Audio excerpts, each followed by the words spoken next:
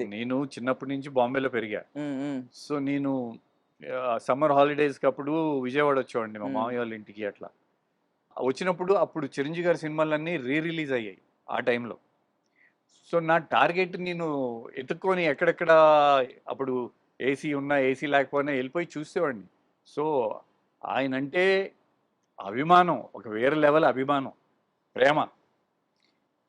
ఒక హీరోగా. హ్మ్. సో, ఇండస్ట్రీకి వచ్చిన తర్వాత 'సీతారాముల కళ్యాణం' హిట్ అయింది. హ్మ్. ఆ తర్వాత నా అదృష్టం బావుండి ఇట్లా అన్నయ్య సినిమాలో అవకాశం వచ్చింది. అండ్ షూటింగ్ చేస్తున్న టైంలో ఆయనతో ఉన్న ఎక్స్‌పీరియన్సెస్, హ్మ్. హ్మ్.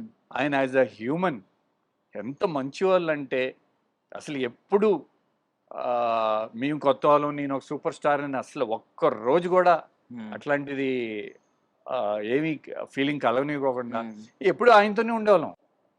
టిఫిన్ ఆయనతోనే తినేవాళ్ళం, భోజనం ఆయనతో తినేవాళ్ళం, కూర్చొని అంటే అసల ఆ సినిమా కూడా అంత న్యాచురల్‌గా ఉంటది. హ్మ్. నేను గాని, రవి గాని అంటే అంటే we used to really love him as brother. Hmm. Hmm. So, అప్పుడు అన్నయ్య సినిమా నుంచే మేము ఆయన్ని అన్నయ్య, అన్నయ్య అని పిలుస్తాం. అప్పటి నుంచే ఇంక అందరూ ఇండస్ట్రీలో ఆయన అన్నయ్య, అన్నయ్య. అన్నయ్య అని స్టార్ట్ హ్మ్. అయింది. హ్మ్. సో, ఐ మీన్ నా అదృష్టంగా భావిస్తాను నేనది. ఆయనతో కలిసి సినిమా హ్మ్. చేయటం అనేది. హ్మ్. So, he is a wonderful human being. హ్మ్. సో, ఇప్పుడు మీ పెద్దన్నయ్యతో